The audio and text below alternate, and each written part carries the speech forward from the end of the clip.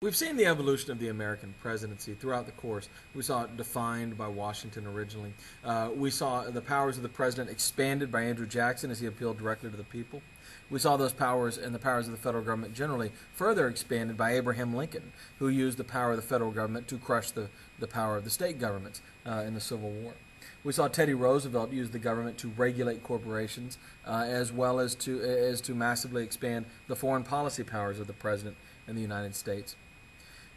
But none of those presidents will be associated as much with the expansion of federal and presidential power as Franklin Delano Roosevelt. Roosevelt will use the government, will expand the government in a new way. He's going to use the government to directly help individual people who are in need. Roosevelt will be president for 12 years, through the Great Depression and through most of World War II, two of the greatest challenges this country's ever faced. And he will be larger in the minds of his people than any president before him, partially because he served so long, and partially because he was so active in addressing the biggest problems of the day. And finally, because of mass media. People knew what Roosevelt looked like. They saw him in movie reels. They heard his voice on the radio. Roosevelt called his program to fix America, to fix the Great Depression, the New Deal.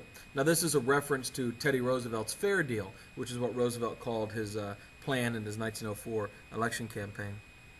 Franklin Delano Roosevelt was a huge admirer. His cousin Teddy was his great hero, and so much of what he does was patterned after Teddy.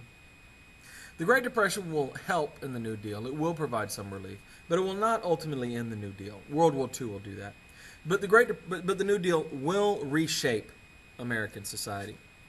FDR's first task is to stop the panic. People have simply stopped believing in the American economy.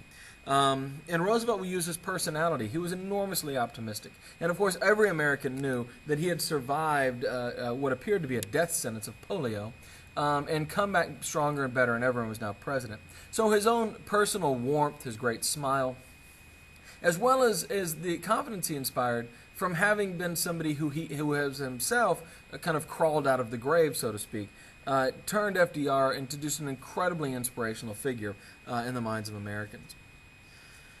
He also became the first mass media president. Roosevelt is the first president to use the ability to communicate with basically all Americans at once as a tool in getting what he wants in terms of policy. Previous presidents either hadn't had the option, the radio really wasn't around in people's homes until Wilson, or they had just simply chose not to. The Republican presidents in the 1920s could have easily have used radio to communicate with the people, but they didn't really see that as necessary. In fact, they didn't even really communicate with the press. Up before Roosevelt, if you look at Harding, Coolidge, and Hoover, and going back before them, reporters would submit written questions to the White House, and somebody at the White House, probably not the president, would write answers to those questions and return them to the reporter. They wouldn't even take live questions from reporters. Roosevelt is going to change all that.